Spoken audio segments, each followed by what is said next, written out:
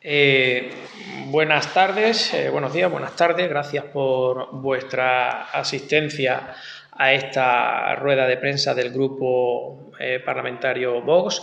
Bueno, hemos decidido hacer la rueda de prensa, aunque algunos miembros del grupo pues ya han iniciado sus vacaciones. Ese es el motivo de la ausencia de nuestro portavoz en el grupo parlamentario. Y bueno, la idea es hacer un poco el balance de lo que han sido estos 2 últimos meses, mes de junio y julio, toda la actividad que hemos tenido en política y también nuestra actividad en los plenos.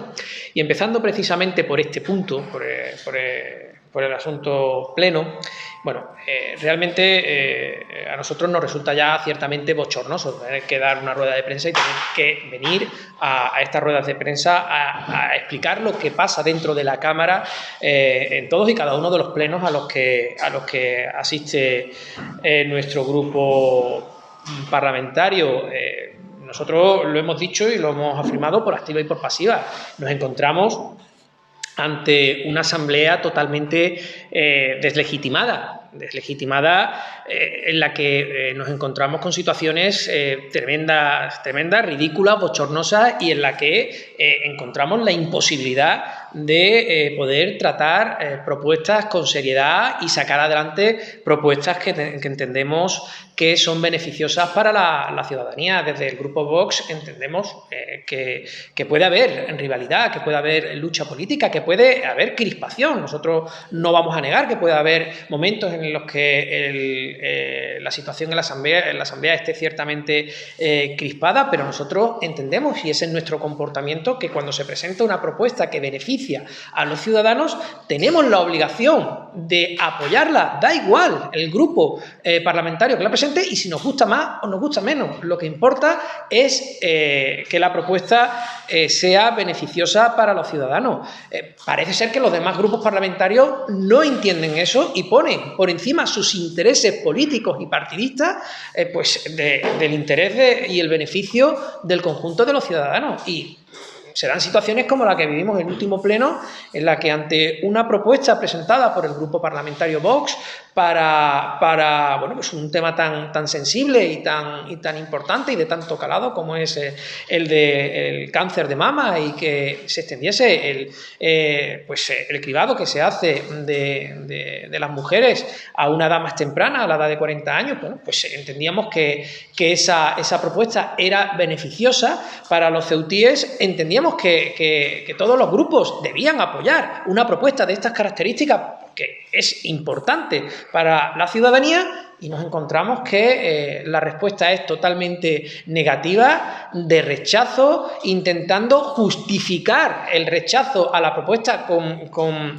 las explicaciones más absurdas, intentando calificar una propuesta de estas características como demagógica y populista. O sea, totalmente surrealista la situación a la que nos tuvimos que enfrentar el pasado pleno. Pero no solo eso, sino que se están tratando temas serios e importantes como el que estoy comentando, y el resto de los grupos parlamentarios lo utilizan pues para hacer mofa, para hacer ridículo, para hacer chascarrillos, para intentar demonizar a Vox, para acusar a Vox de cualquier cosa, para insultar. Y bueno, realmente nuestro grupo parlamentario se encuentra totalmente sorprendido y verdaderamente preocupado que ni en cuestiones tan importantes y relevantes como este asunto, como un asunto, insisto, relacionado con la previsión y el tratamiento del cáncer, pues se rechace. Pero por contra, vemos que se llevan a pleno propuestas absurdas, propuestas repetidas, propuestas que ni siquiera la mesa tiene la molestia o se molesta por revisar. Y encontramos como el Partido Socialista presenta una y otra vez la misma propuesta, como el grupo MDC presenta una y otra vez la misma propuesta que ha podido presentar meses antes el Partido Socialista o que ha podido presentar meses antes el grupo Vox, como por ejemplo la propuesta de Benzú. Vemos que se presentan debates en los que todos actúan unánimemente, como por ejemplo la comisión, la puesta en marcha de una comisión del seguimiento en asuntos de animales, y por contra no se toma ningún interés en cuestiones, como digo, tan relevantes como la que tratamos, y relevante e importante como la que tratamos el pasado pleno. Esas y otras muchas más. Nos hemos encontrado que se han rechazado propuestas que ha presentado el Grupo Vox. Aquí traía un listado de las propuestas que hemos ido presentando en los últimos plenos, bueno, prácticamente desde que se inició la legislatura, pero revisando los últimos plenos se han echado atrás propuestas interesantes y que creo que eran de gran beneficio para el conjunto de la ciudad, como por ejemplo un plan de dinamización social y económica para las barriadas de Los Rosales y Juan Carlos I, con la situación tan crítica por la que están pasando. Se han rechazado propuestas sobre un plan, realizar campañas para la prevención del tema de las drogas, para una cuestión tan importante y relevante como lo estamos viviendo en estas semanas, como la de municipalizar el servicio de autobuses, habilitar partidas presupuestarias para ayudar a las pymes y a los autónomos, la instalación o la apertura de una comisaría de policía en Los Rosales, la puesta en marcha o la habilitación o la rehabilitación del Fuerte del Príncipe para instalar allí una subjefatura de la policía local, dada la situación de inseguridad por la que viven permanentemente los ciudadanos y los vecinos de aquella barriada, un plan de medios de transporte para el Estrecho de Gibraltar, la inaplicación del impuesto sobre construcciones, instalaciones, diversas cuestiones relativas a las mejoras en el sector del taxi. Bueno, infinidad de propuestas que se han presentado por parte del Grupo Vox en beneficio del conjunto de los ciudadanos y que incomprensiblemente han sido rechazadas, pero es que han sido rechazadas por el resto de los grupos parlamentarios con argumentos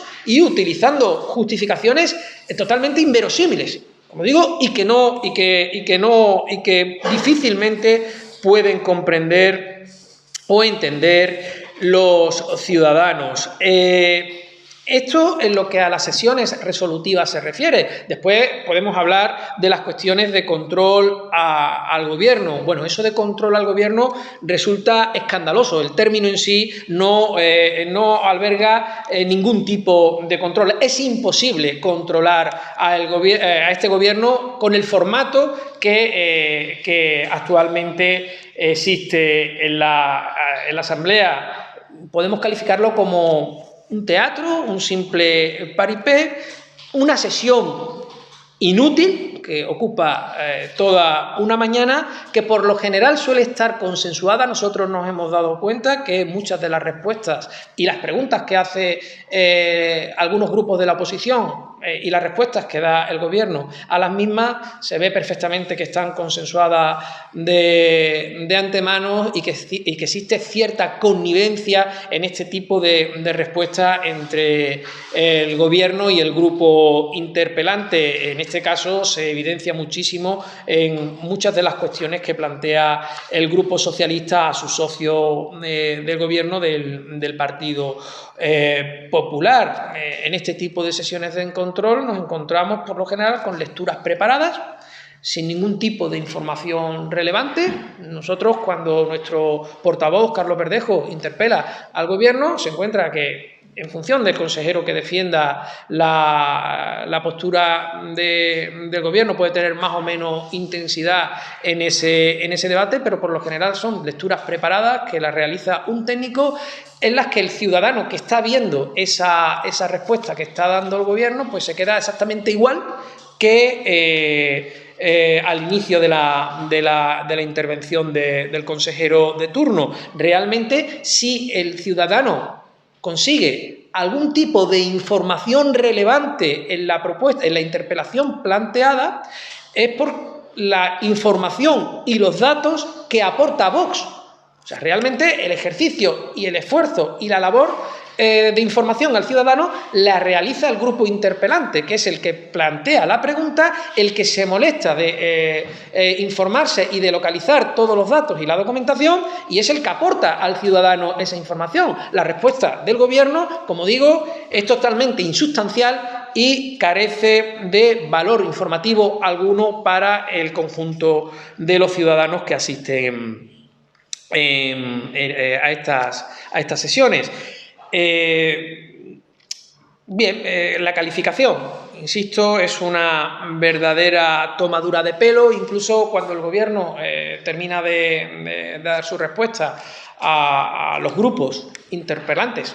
No es el caso de Vox. Bueno, pues el grupo interpelante da por aceptada la respuesta sin intentar profundizar o incidir en las cuestiones que previamente había planteado. Se queda tan pancho con la respuesta que le da el consejero de turno y a la siguiente interpelación. Está claro y se puede ver en todos y cada una de estas sesiones de control que el grupo Vox no actúa de esa manera. El grupo Vox exige que se le dé respuesta a la interpelación, a las cuestiones planteadas, incluso a los datos que se van aportando durante la propia intervención de nuestro portavoz. ¿Qué es lo que nos encontramos? Pues nos encontramos que el Gobierno entra en cierto estado de crisis, empieza a mostrarse nervioso, los consejeros que están en la bancada del Grupo Popular empiezan a hablar, empiezan a molestar, intentan interrumpir con comentarios fuera de micrófono a nuestro portavoz, y en la propia insistencia de Carlos Verdejo por ser escuchado y que se atienda a las cuestiones que está planteando, pues ya encontramos, como digo, esas interrupciones, la descalificación, la interrupción del presidente Vivas y, bueno, el objeto fundamental que hemos visto en muchos plenos de intentar ningunear de la forma que sea la actividad del grupo parlamentario Vox. También debemos destacar la presión que se ejerce dentro de la Cámara contra el grupo parlamentario Vox. Esta presión ha ido en aumento en los últimos plenos. Los ciudadanos que han ido siguiendo los plenos durante toda esta legislatura, concretamente en el último año y medio, ha visto cómo el grupo Vox ha sido permanentemente acosado, ha sido insultado, ha sido ninguneado, descalificado, etcétera, pero hemos visto un incremento de esta presión y entendemos que va a ir en aumento a medida que nos vayamos acercando al periodo electoral. Hemos visto, y lo decía al principio, situaciones verdaderamente surrealistas como la intervención del que hace de portavoz del grupo socialista. La verdad es que no esperamos mucho de las intervenciones de esta persona, pero hombre, se espera algo más de un portavoz de un partido, como ellos dicen, con más de 100 años de historia, que es el Partido Socialista, y bueno, pues aparece en una propuesta tan importante como era la que llevábamos en su momento del cáncer de mama, sacando fotos de corta y pega, intentando hacer ver que, bueno, en el caso de mi persona, el jefe del grupo parlamentario pues, aludía que aparecía dormido en un pleno. Bueno, pues yo creo que si hacemos pantallazos de todas y cada una de las sesiones parlamentarias, posiblemente pillemos a toda la Cámara dormida, y eso más que un pleno se convierte en una fiesta de pijamas, porque si no se entiende muy bien que este tipo de portavoces utilicen argumentos tan ridículos e infantiles como el que tuvimos el bochorno de presenciar el pasado pleno. Eso es lo de menos, ya digo, esa cuestión tan ridícula e infantil, bueno, solo se puede entender en el caso de este portavoz del Grupo Socialista, pero las más graves no se reducen a esas cuestiones de intentar ridiculizar la acción del Grupo Parlamentario Vox. Lo más importante es la actitud de ciertos talibanes radicalizados que representan a grupos parlamentarios que tienen presencia en esta asamblea. Hemos recibido amenazas, gritos, incluso prédicas directas contra los representantes de Vox por parte, como digo, de este talibán radicalizado que representa al grupo Caballas Ceuta Ya. Ni siquiera el anterior representante del grupo Caballas, Mohamed Ali, en su función parlamentaria, había actuado con esa agresividad, con esa actitud amenazante, con esa actitud tan directa y nosotros calificamos de peligrosa por lo que supone para nuestra propia integridad, como lo hace el representante y el portavoz del grupo Caballas, Ceuta Ya Caballas, no sabemos muy bien la denominación que al final se han dado este grupo. Nosotros entendemos que no es más ni es menos que un grupo pro-marroquí representado por un verdadero talibán camuflado de progre, por decirlo de alguna manera. Bien, en esa cuestión nos encontramos la figura y la pasividad del presidente de la ciudad.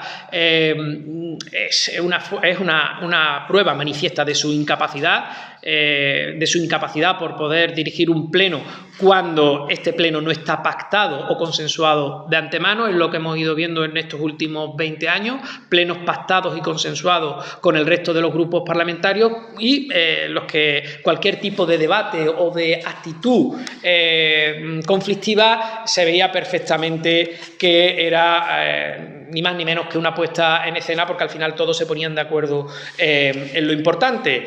Esta incapacidad de Juan Vivas por dirigir la propia asamblea también va acompañada en su dejación de funciones en un intento, y así lo hemos detectado, por asustar, amedrentar o poner a una parte importante de la ciudadanía contra el grupo Vox. Nosotros entendemos que lo que busca con esa actitud pasiva ante los ataques y las amenazas que recibe nuestro grupo parlamentario es que de alguna forma claudiquemos de nuestra labor fiscalizadora, coaccionando nuestra actividad parlamentaria al más puro estilo mafioso. Entendemos que es lo que busca. Estos señores se encuentran amenazados, estos señores se ven coaccionados en su acción fiscalizadora y pues desistirán en algún momento de poner sobre la mesa las cuestiones y sacar los documentos y los temas que tanto les gusta ocultar a este gobierno desde hace ya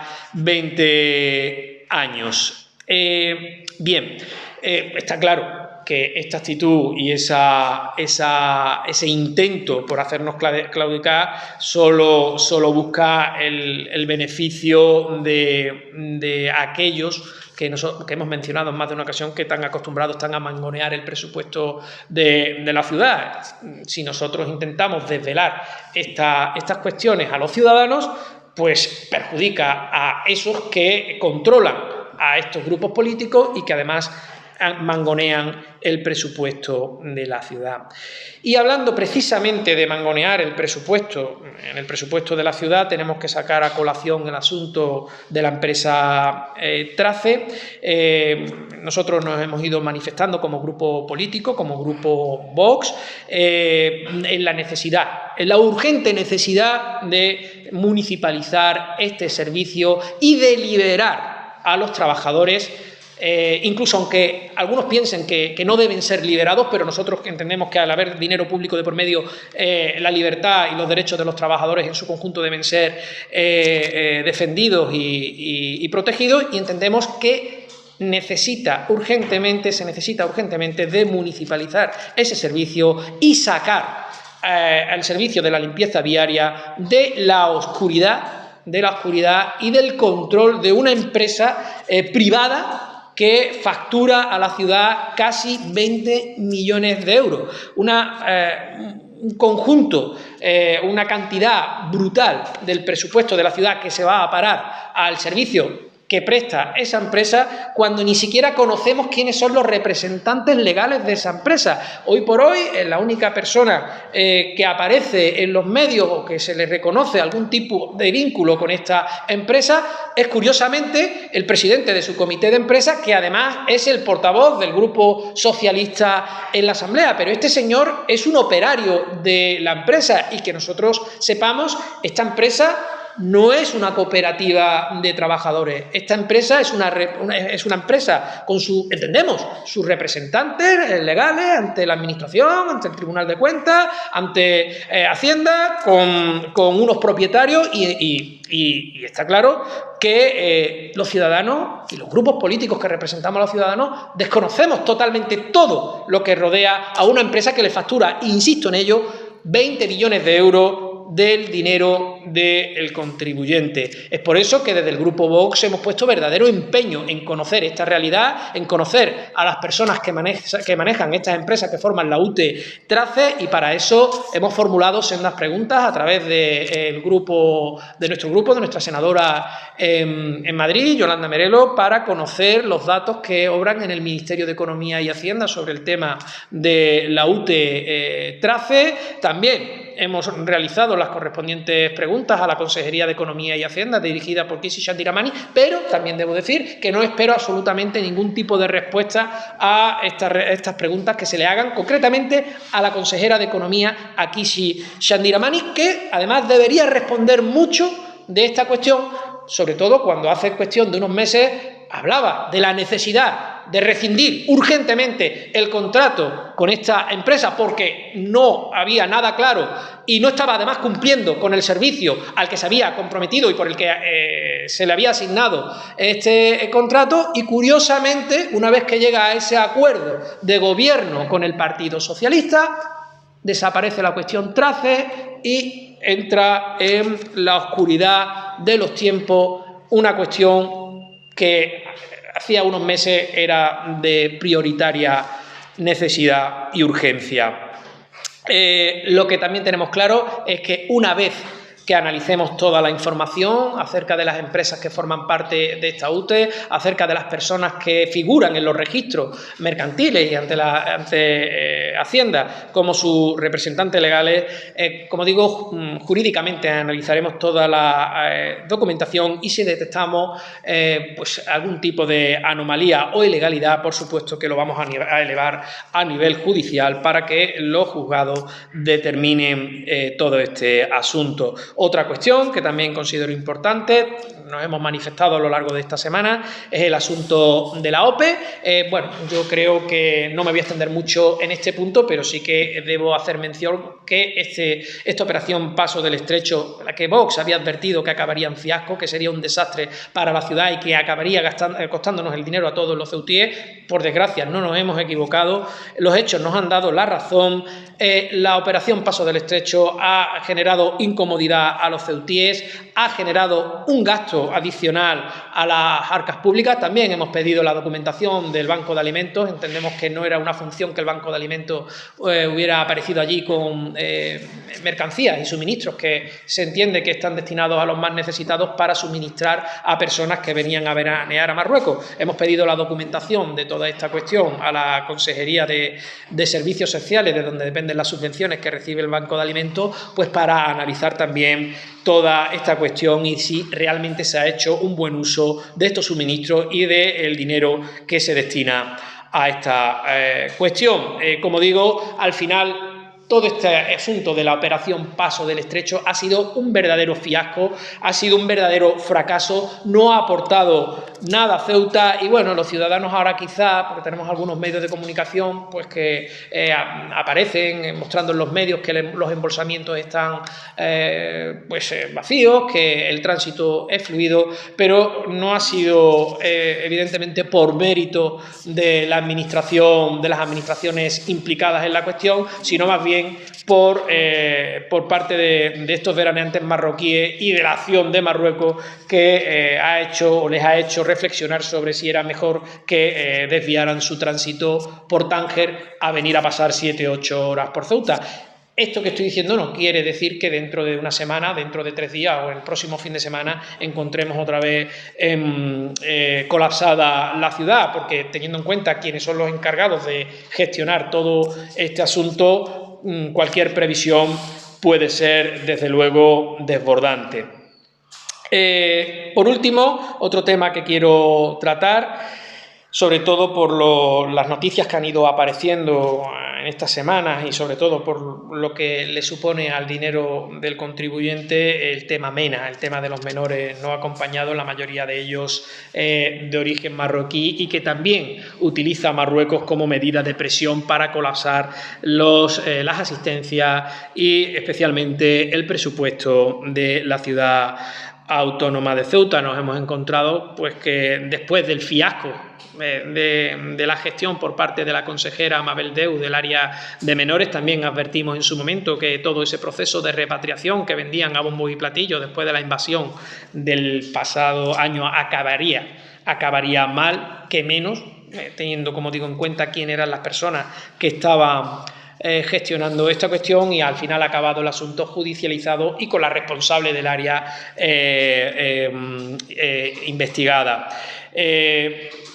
Esto nos deja aún más preocupados, sobre todo teniendo en cuenta que la gestión es nefasta, que al final siempre acaba la cuestión judicializada, que los MENA siguen estando en la ciudad y que además se sigue destinando más millones, más euros del dinero del contribuyente a esta cuestión de los MENA en la ciudad.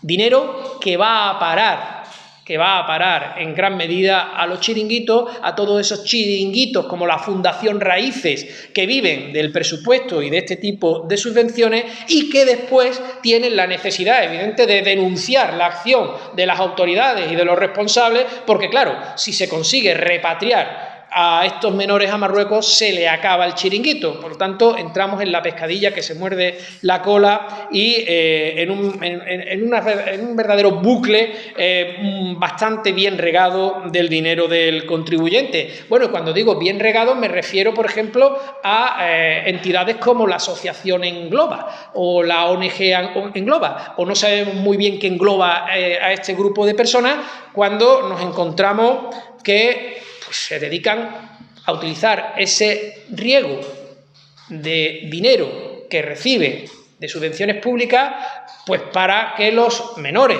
que supuestamente tutelan les laven el coche, y que además, de manera vergonzosa, lo intenten vender en los medios como una jornada formativa.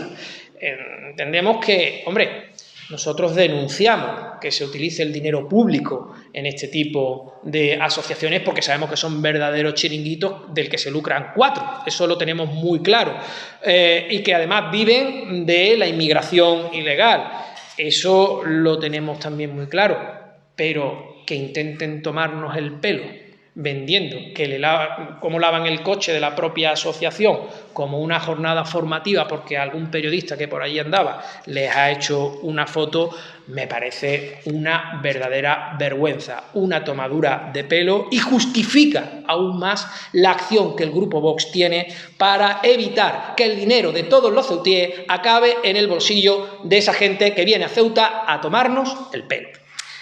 Bien, por último, sí quería hacer mención también en este tema de los MENA, pues a esa reforma del reglamento de extranjería en la que además se va a permitir la incorporación al mundo laboral en España de los inmigrantes ilegales. En un país con 4 millones de parados, nos encontramos que el gobierno de turno, el gobierno socialista de Pedro Sánchez, Ceuta representado por sus representantes que están en connivencia con el gobierno de Juan Viva, es que hay que relacionarlo todo para que la gente lo vea claro. Bueno, pues con 4 millones de parados el gobierno modifica el reglamento de extranjería para que estas personas que han entrado ilegalmente en nuestro territorio, que han invadido nuestro territorio, que han asaltado nuestras fronteras y agredido a nuestros policías, nuestros guardias civiles, además tengan como premio la incorporación laboral. Bueno, creo que con esta cuestión doy por finalizada mi intervención en esta rueda de prensa, quedando abierto a a cualquier pregunta que queráis formular los medios presentes. Muchas gracias.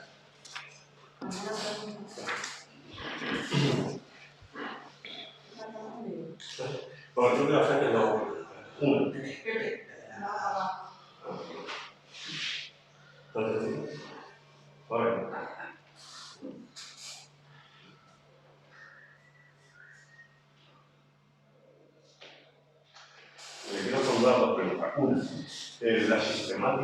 el sistemático rechazo a las propuestas de Vox en el Pleno, ¿usted considera que es un desprecio a la ciudadanía? Y dos, la situación de Trace, que tanto le preocupa a usted ahora, ¿considera que esto arranca de la adjudicación baja temeraria que en su día se produjo? Y bueno, parece ser que ha habido aumentos paulatinos de la dotación económica hasta llegar a lo que realmente vale el servicio, cerca de los 20 millones de euros. Sí, bueno, con respecto a la primera pregunta que me plantea, el desprecio es al ciudadano, está claro. Si el grupo parlamentario Vox lleva a la Asamblea una propuesta que es beneficiosa para el conjunto de la ciudadanía en cuestiones muy delicadas, como la que vimos del asunto del cáncer de mama, no están perjudicando a los 4 diputados de Vox que la plantean, están perjudicando a todas las mujeres que se ven afectadas por esa grave enfermedad, porque el tiempo corre en contra de las personas enfermas de cáncer, y más en el cáncer de mama. Si no se aprueban medidas cuando se llevan en pleno para prevenir y para poder poner algún tipo de remedio a esa terrible enfermedad, y se argumentan de manera como que es una cuestión demagógica o populista y con argumentos difícilmente justificables, a quien se está perjudicando es al ciudadano. Yo creo que los grupos parlamentarios tienen que reflexionar sobre lo que están haciendo. No se trata de un cordón antidemocrático o el desprecio que le puedan tener a Vox. Eso yo no voy a valorar como el resto de los grupos parlamentarios tienen que ver a Vox, pero sí tienen que tener en cuenta que estas propuestas benefician a los ciudadanos, y los ciudadanos están por encima de todo, incluso, sin ninguna duda, de los grupos políticos, porque son ellos los que nos ponen aquí. Y eso hay que dejarlo claro. Y en la segunda pregunta que me plantea, bueno, está claro que el asunto Trace huele mal desde el principio, desde hace años, desde que se rescinde el contrato con la anterior adjudicataria del servicio de limpieza, en el que aparecen esas primeras bajas temerarias que se conocen las personas, los técnicos, ya están incluso denunciando que con esas condiciones o con esas propuestas que hace la empresa que ahora tiene la adjudicación del servicio, no van a poder cubrir el servicio de manera eficiente, y esta historia la llevamos conociendo ya desde hace años. En los medios se han hecho eco, las denuncias están ahí, los ciudadanos se están quejando, la ciudad cada día está más sucia, las barriadas tienen cada vez mayor problema con el tema del saneamiento y de la salubridad y de la propia limpieza. Era algo que se sabía desde el principio, y en cambio se ha consentido, se ha ido ampliando ese dinero destinado a la empresa de alguna forma oscura y con cierta opacidad, como para evitar que los ciudadanos sepan qué se hace con el dinero, y de licitaciones, la propuesta inicial que no llegaba o no superaba los 10 millones de euros, ya vamos prácticamente por 20 millones de euros. Y la intención, como digo, como esto se ha ido ocultando a lo largo de estos años y de estos meses con mayor interés, nos tememos que la intención sea ampliar ese contrato a esta UTE o a esta serie de empresas que desconocemos, como digo, quiénes son sus representantes legales, y posiblemente la cuenta a cargo del contribuyente siga subiendo. Vamos a investigar este asunto, vamos a profundizar en este asunto por el bien de los trabajadores, porque entendemos que salen beneficiados con este servicio, con este servicio municipalizado, pero también por el interés del contribuyente y por el buen uso que debe todo político honrado hacer del dinero del contribuyente. Buenas tardes, señor gobernador. Quisiera preguntarle por unas declaraciones que ha hecho la diputada por Ceuta, Teresa López, en el Toro Televisión. Me gustaría saber si está de acuerdo con ellas al 100%. Al 100% no, al 200%. Totalmente de acuerdo. totalmente de acuerdo. El planteamiento que hace nuestra diputada nacional Teresa López lo suscribo totalmente. Entiendo que el modelo de las cuatro culturas, el modelo multicultural con el que ha diseñado Juan Vivas y el Partido Popular su proyecto político en los últimos 20 años, ha hecho un daño irreparable a la identidad de esta ciudad, ha sido una verdadera traición a la historia y a la realidad política y social que ha caracterizado a esta ciudad históricamente, y por lo tanto, por supuesto, que no puedo más que compartir totalmente las palabras de mi compañera, la diputada nacional Teresa López. ¿Usted entiende, por tanto, que el multiculturalismo no es un beneficio para la ciudadanía? Por supuesto, lo acabo de decir, considero que el multiculturalismo le hace daño a la identidad, a la historia, al conjunto de lo que se supone que es el proyecto social político que ha caracterizado a la ciudad de Ceuta históricamente. Ese modelo multicultural subvierte nuestra propia identidad cultural, que lo he dicho muchas veces, no es otra que la de la nación a la que pertenecemos. Es una identidad española, es una identidad y una cultura europea, occidental y fundamentada en profundas raíces cristianas. Esa es la identidad de la nación a la que pertenecemos, y Ceuta no puede estar o formar parte de un modelo distinto al del conjunto de la nación a la que pertenecemos. Eso es lo que pretende el modelo multicultural. Eso es lo que pretende el modelo de la Ceuta de las cuatro culturas. Pongo un ejemplo muy básico. A estas alturas, un ciudadano de Ceuta, como es mi caso, yo soy nacido en Ceuta, tengo 45 años y mi familia forma parte de esta ciudad desde hace generaciones. Bien, yo nací ciudadano español, con mi forma y mi vida y mi cultura vinculada a esa identidad nacional a la que pertenezco, que es la española, y ahora resulta que desde que Juan Vivas se inventa el modelo ese de las cuatro culturas, yo ya no soy un ciudadano español, yo ahora soy un ciudadano que pertenezco a la comunidad cristiana, lo cual me hace diferente a otro ciudadano que pertenece a la comunidad musulmana, diferente a otro que pertenece a la comunidad hindú o a la comunidad hebrea o a la comunidad china, en función de si algún día constituyen una comunidad en Ceuta. O sea, lo que nos une, que es nuestra identidad española, queda disociada ahora en pertenencias a pequeñas comunidades que están presentes en la ciudad de Ceuta. Pues no, nosotros nos oponemos a eso con rotundidad. La identidad de la ciudad de Ceuta es la identidad de la nación a la que pertenecemos. Y eso, y el modelo multicultural, atenta directamente contra ese concepto. Y eso es lo que ha dicho y lo que ha defendido nuestra diputada nacional, Teresa López, como digo, que suscribo, palabras que suscribo en su totalidad y al 100%. Yo quisiera preguntarle en ese caso, ¿usted considera que un agnóstico no forma parte de la identidad española? Eso es lo que estoy diciendo. Ahora resulta que para formar parte de la identidad multicultural de Ceuta tienes que estar adscrito a alguna comunidad de estas religiosas. Si eres agnóstico te quedas fuera. Precisamente para evitar eso, lo que nos une es nuestra identidad nacional. No, pero usted habla del cristianismo. No, yo hablo de la identidad nacional española, que es... No, perdona. Y lo añado porque... Si un agnóstico está... Y yo, si me permite, yo te voy a responder. La identidad nacional española se sustenta y se fundamenta en un hecho cultural de profundas raíces cristianas, que está muy por encima del propio hecho religioso. Las manifestaciones de nuestra religiosidad cristiana sustentan y enriquecen nuestra cultura española, europea y occidental, muy por encima del propio hecho religioso. Con lo cual, un agnóstico puede celebrar la Navidad aunque no crea en el nacimiento de Jesús, pero celebra la Navidad porque forma parte de su identidad y de su cultura. O celebra la Semana Santa aunque no comparta las imágenes o la religiosidad de las imágenes que se están procesionando. Está muy por encima del propio hecho religioso. Eso es lo que nos une a todos, nuestra identidad política y cultural, que, insisto, no es otra que la que tiene la nación a la que históricamente pertenecemos.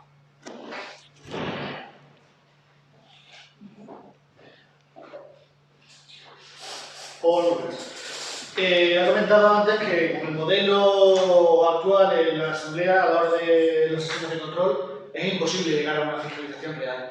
¿Qué modelo proponerían ustedes para evitar eso? Bueno, evidentemente un modelo similar al que se lleva a cabo en otros parlamentos y en otras instituciones democráticas en este país, en el cual evidentemente tú puedas aportar una documentación que tú aportas durante esa pregunta, que tengas unas respuestas directas por parte del Gobierno, de los responsables de Gobierno, como se hace en cualquier comisión de control en las instituciones parlamentarias nacionales o en las instituciones parlamentarias autonómicas, ¿no? Lo que nos encontramos es que viene el consejero de turno con 4 folios que se lo ha redactado el técnico de turno y no se sale de ahí. Y tú le puedes estar aportando documentación que va rebatiendo punto por punto lo que está manifestando. Y el consejero sigue R, no se sale de los márgenes, no da una explicación. Se supone que tiene una responsabilidad política, que está al frente de una consejería y que tiene que conocer de esa gestión. Y no solo que venga con 4 papeles a contarte pues la historia que la ha escrito otro. No, se supone que en la sesión plenaria el consejero tiene que aportar algo más. No solo lo que le escribe, sino su opinión, su visión, su valoración de los datos, su valoración de la situación por la que se le interpela, la propuesta que se hace y los remedios que aplica o que tiene intención de aplicar a las cuestiones que se le plantean. Una dinámica, pero es que eso está encorsetado, eso está enlatado. Eso es como, viene a ser una puesta en escena de las preguntas parlamentarias cuando se presentan por escrito. Tú presentas una pregunta por escrito, se registra y el Gobierno te la devuelve por escrito contestándote la cuestión. Pero eso no es lo que se supone que se tiene que hacer en la sesión de control. En la sesión de control se tiene que interactuar entre el interpelante y el interpelado. Si yo le estoy planteando cuestiones que rebaten su posición a la que anda por escrito, algo tendrá que decir el consejero. Alguna explicación tendrá que darle, porque no me la da a mí. Yo soy el que está preguntando. ¿Se la están dando? Se la tiene que dar a los ciudadanos, que son los que pagan todo esto. Entonces, yo creo que esta mascarada, este teatro y esta puesta en escena hay que reconducirla, hay que reformularla y hay que hacerla de una manera mucho más abierta y dinámica al debate entre los representantes políticos. Y eso hoy por hoy no se está produciendo.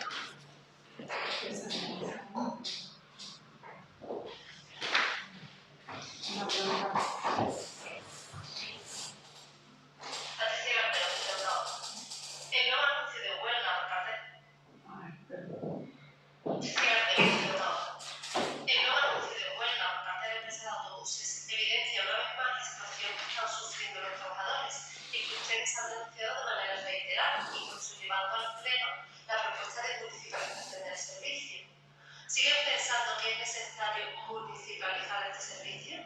¿Por qué creen que siempre, una vez tras otra, se rechaza esta propuesta?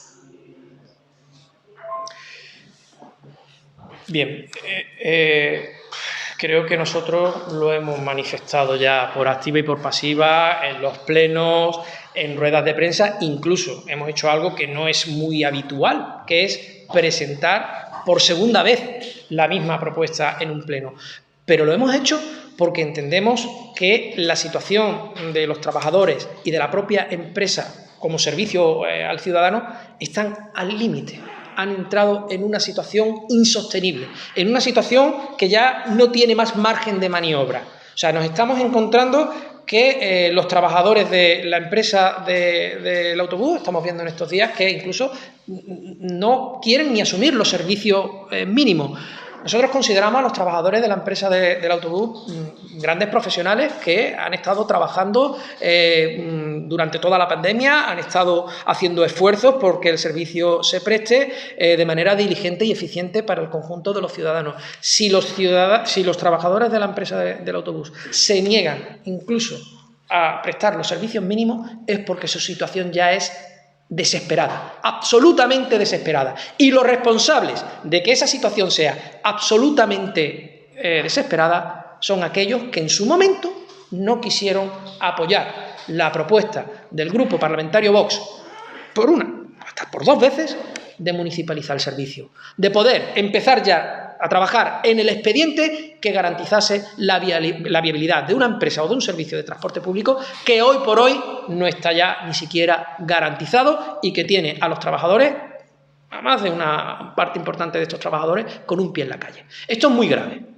Esto es muy grave. Por nosotros hemos decidido y seguiremos planteando, y si tenemos que volver a llevarlo a pleno para que la propuesta para que se municipalice el servicio, por supuesto que lo vamos a hacer.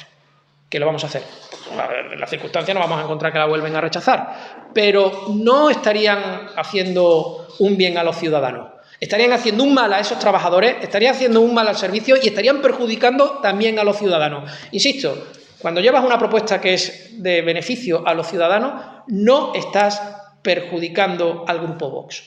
Estás perjudicando a muchas personas. Trabajadores, servicios y ciudadanos.